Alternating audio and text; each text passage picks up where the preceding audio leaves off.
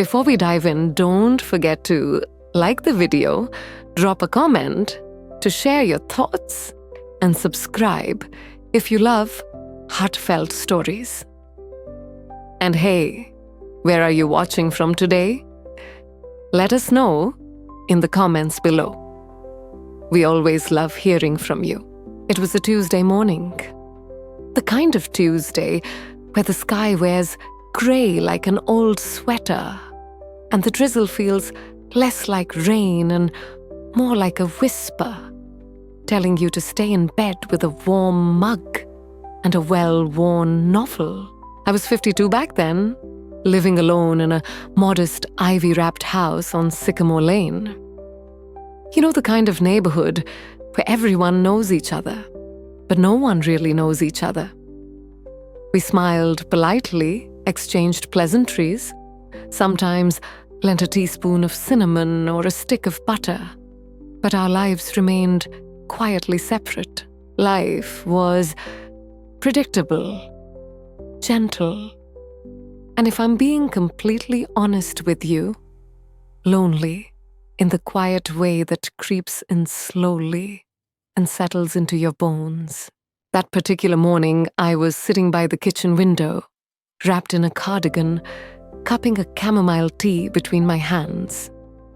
My garden outside was slick with rain, the blue hydrangeas bowing under the weight of it all. The old oak in the yard swayed slightly, like it was humming an old lullaby to the clouds. I was miles away in thought when I heard it, a knock at the door. Unexpected. Lucas, my son, lived in the city, caught up in a whirlwind of work and late-night texts. My friends, busy with grandchildren, or bridge clubs, or yoga retreats. I set the mug down and patted softly to the door. Standing there surprisingly was my neighbor, Elliot. He lived 2 doors down, tall, silver-haired, kind-eyed. We'd shared a few words over the years, a wave during yard work, a nod, while collecting the mail, but never more. That morning, though, he stood holding a small, carefully wrapped package. And oddly enough, he looked nervous. "Good morning, Mara," he said, voice warm but a little unsure. "I hope I'm not interrupting." "Not at all," I said, offering a smile. "What can I do for you, Mr. Thompson?" He chuckled lightly. "Please call me Elliot." Then, with a bit of a shuffle, he added, I noticed you've been in the garden a lot lately. You've got a good hand with plants." I laughed softly. "It keeps me busy, helps me think." He nodded, then extended the package toward me. "I saw this at the farmer's market this weekend and thought of you. Just a little something to brighten your day." I blinked.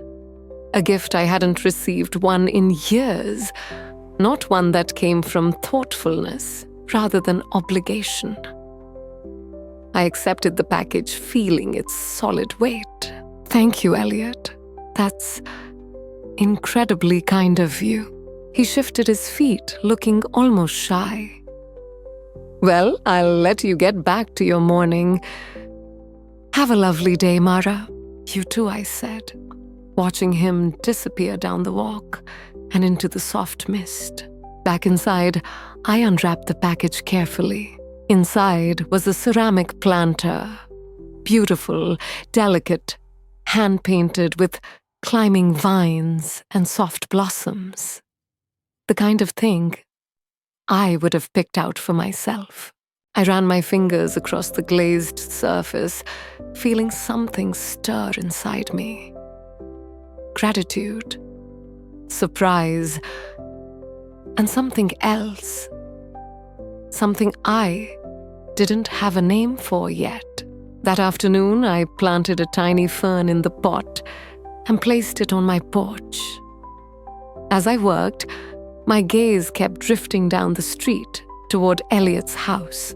Funny, I'd lived next to him for over a decade, and yet I barely knew anything beyond whispers. A widower, retired from something involving numbers, a solitary man with a soft voice. The next morning, I baked a batch of oatmeal cookies, my grandmother's old recipe, the one with cinnamon and nutmeg that made the house smell like memory. I wrapped a plateful in foil and, for reasons I didn't fully understand, walked down to Elliot's door. He opened it with the same surprised warmth from the day before. "I wanted to thank you," I said, lifting the plate. "For the planter." It was thoughtful, truly. His eyes softened as he took the cookies.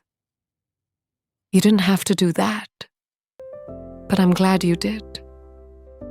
Would you care to come in for a cup of coffee?" I hesitated, but only for a moment. "I'd like that." His home was like a library wrapped in a sweater, warm and filled with the scent of coffee, with books on every wall and an old fireplace glowing faintly. We sat at his kitchen table and talked about gardening, travel, novels, our favorite soups, and just like that, hours slipped by unnoticed. The conversation flowed like we'd been talking for years. There was no awkward silence, just the kind of quiet that feels like company. As I walked home that evening, arms folded against the soft chill, I realized how much I had missed connection. Not just the gesture of a gift or the taste of homemade cookies, but being seen, really seen. That night I lay in bed, listening to the wind brushing against the windows, thinking about Elliot, thinking about kindness, and thinking about how sometimes it takes only one small unexpected moment to remind us we're still part of something bigger. And have you ever had a small act of kindness completely change your day or your heart? Let us know in the comments. The next part of this story is coming soon, so don't go far. Make sure you're subscribed and your notifications are on. We have so much more to tell. It was such a small gesture.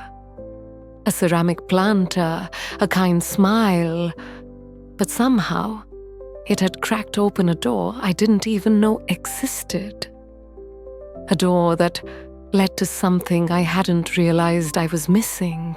After Elliot brought me that little gift, something shifted. Not just in my house, in me. It was as if the world had changed its lighting. The rain faded, the clouds drifted, and when the sun returned, Maplewood Lane glowed with a warmth that made everything feel new. Maybe it was just my imagination. Or maybe it was my heart finally blinking open after a long grey winter.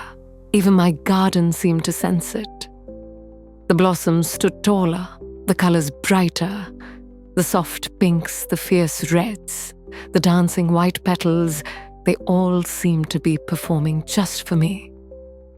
Or maybe I was just seeing them differently, through a new lens, a lens tinted with connection.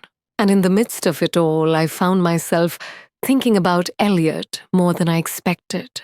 It wasn't just our conversation over coffee. It was the way he listened. You ever talk to someone and feel like they're really hearing you? Not just your words, but the spaces between them.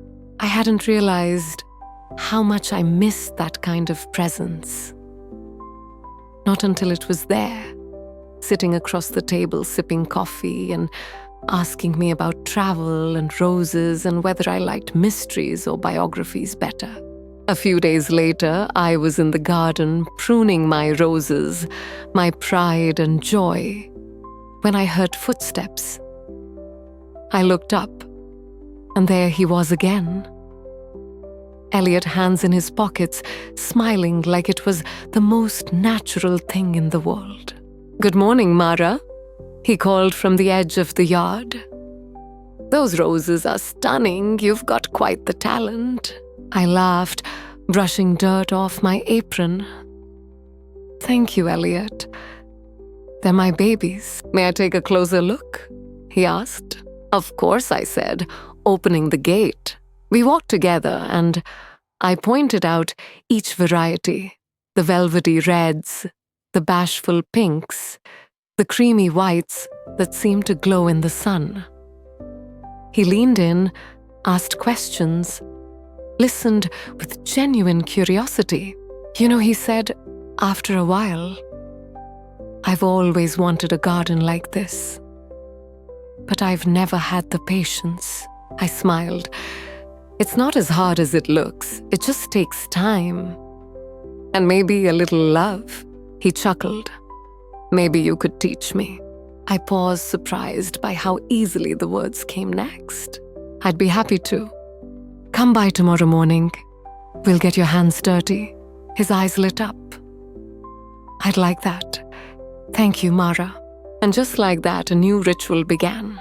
The next morning, Elliot arrived right on time, wearing old jeans and a flannel shirt that had probably seen a few seasons. I handed him a pair of gloves, and we knelt in the soil like two old friends, laughing as we dug and planted and tried not to crush the seedlings. Our mornings became a rhythm. Sometimes we worked in my garden, sometimes in his.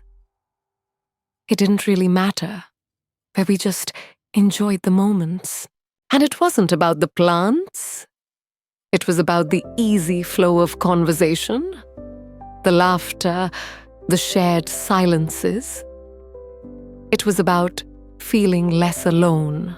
One sunny afternoon, after we finished planting tulips in his yard, Elliot brought out a pitcher of iced tea. We sat on his porch, letting the quiet settle between us.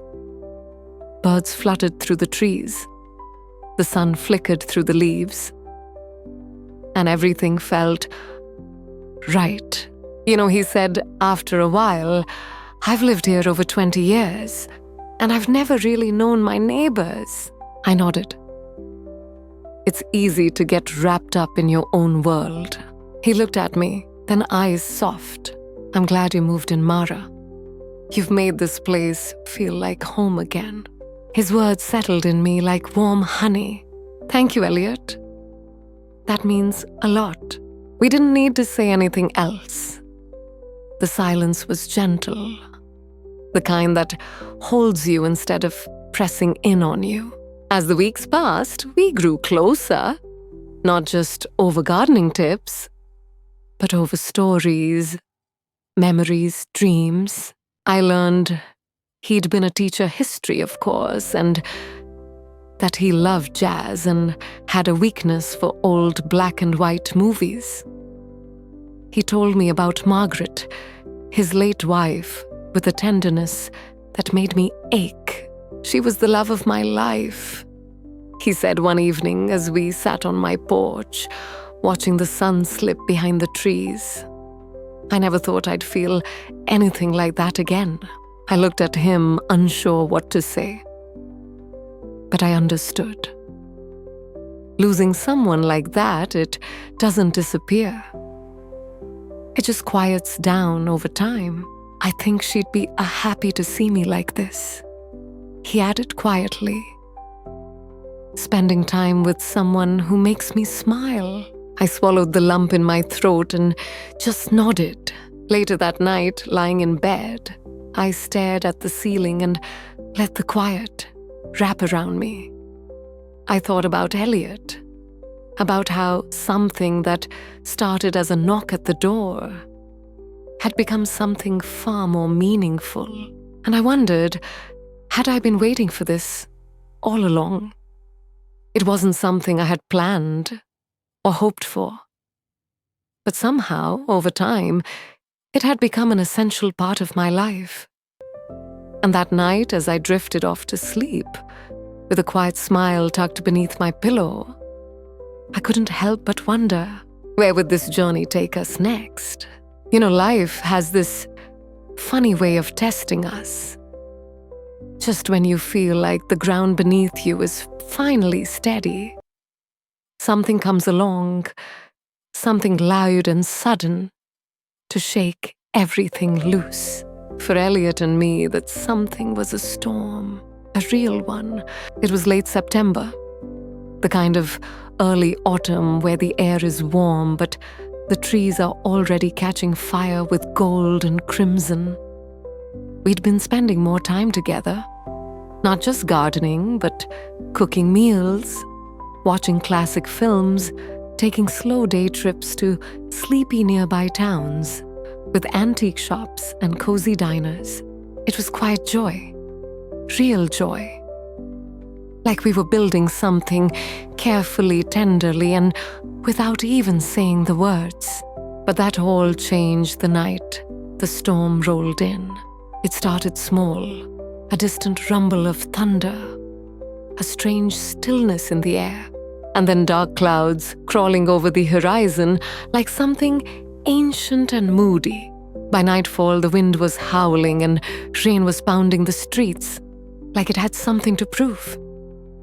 I stood at my living room window, watching trees bend and sway like dancers losing control. The power flickered once, twice, then gave up completely. Darkness swallowed the house. I found a flashlight, lit candles, tried to stay calm. But I had that feeling. You know the one. That heavy, crawling unease in your chest. And then, crack. The sound of splintering wood and something large crashing to the ground. I froze. Then adrenaline kicked in. I threw on a raincoat, grabbed the flashlight, and ran outside. The wind slicing against my skin, the rain soaking through in seconds. I didn't have to go far. Elliot's house.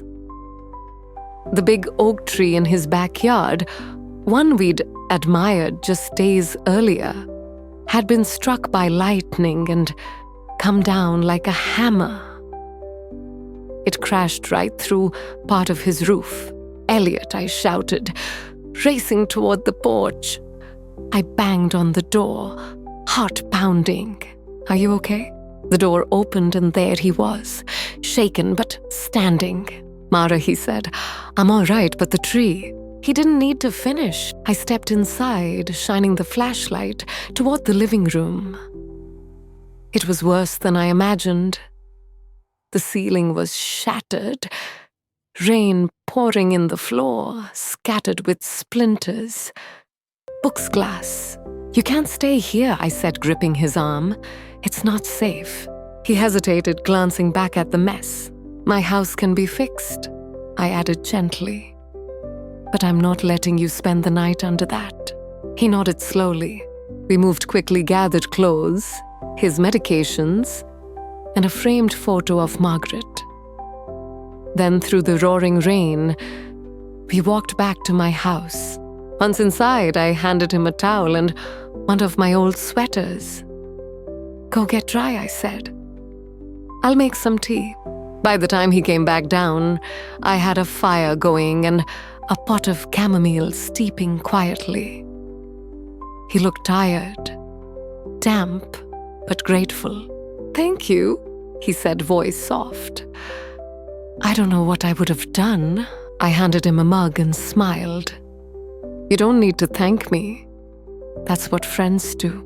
We sat together on the couch, listening to the storm's fury beyond the windows, letting the fire's warmth soften the edges of the night. "This reminds me," Elliot said, after a pause of a night during a hurricane. "Years ago." He smiled wistfully. Margaret and I had just gotten married. We didn't have much, but we had each other, and that was enough. I felt a lump rise in my throat. "She sounds like an incredible woman." "She was," he said. Then after a beat, you remind me of her, in more ways than I expected. His words caught me off guard. I felt my face warm, my heart skip. Elliot, I started, but he reached out and gently took my hand. His palm was warm, his grip steady. I know this might not be the perfect moment, he said, eyes meeting mine. But I need to say it. These past few months, they've meant more to me than I can explain. You've brought light back into my life, Mara, and I don't want to lose that. I looked at him, really looked, at the kindness in his eyes, the ache, the hope, and I realized my heart was pounding not out of fear or hesitation or grief, but something far more fragile and far more powerful. Hope. Elliot, I said softly. You've brought light into mine too. I didn't know how much I needed someone like you until you showed up. Benjamin smiled, one of those slow, warm smiles that somehow pressed on the bruises in my soul and healed them at the same time. Then maybe we can figure this out together, he said. I nodded, and in that quiet moment, peace settled over me like a soft quilt. Outside, the storm still howled, trees bent low under the weight of the wind. But inside, it felt like the sun had already come out. We sat side by side, holding hands, whispering stories late into the night, while the rain finally softened, then stopped altogether. The first light of dawn crept through the windows, gentle, golden promising. The morning after the storm broke clear and bright. That kind of morning that smells like second chances, damp earth, fallen leaves, and a dash of quiet hope.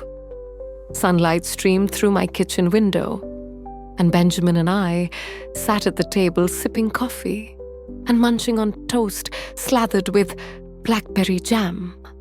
We didn't say much at first, just a peaceful silence between two people who'd seen each other's shadows and stayed. I should call the insurance company, he murmured at last, breaking the quiet. And maybe a contractor. That roof's going to need more than a prayer.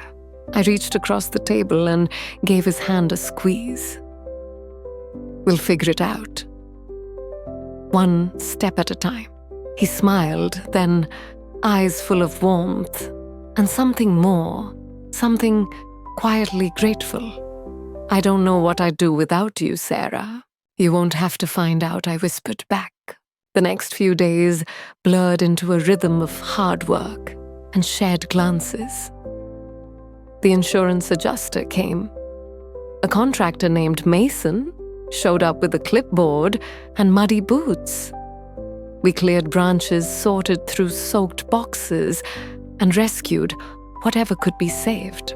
There's something sacred about rebuilding, especially when you're not doing it alone. One evening, after an exhausting day of scrubbing walls and hauling debris, Benjamin and I sat on my porch, side by side again. Maplewood Lane stretched out before us, glowing under the sunset, like an old painting, pinks and purples bleeding into a soft orange.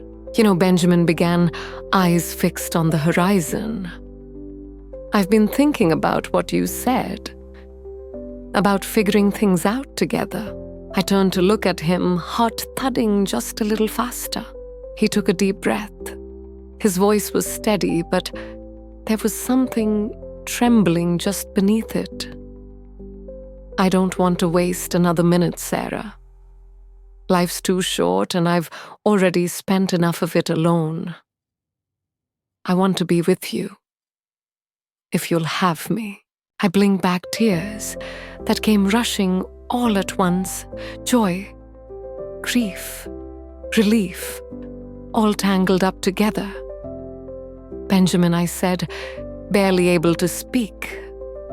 I've been alone so long, I forgot what it felt like to need someone. And then you came along, He reached for my hand again, warm, steady shore. "Then let's do it," he said softly. "Let's build something together. Whatever it looks like." I nodded, not just my head, but my whole heart. The weeks that followed were a blur of beautiful chaos.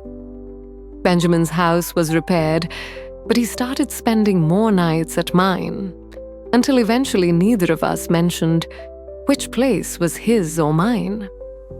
We talked about everything, where we might travel someday, what kind of dog we'd adopt, even what we'd name a vegetable garden if we ever planted one.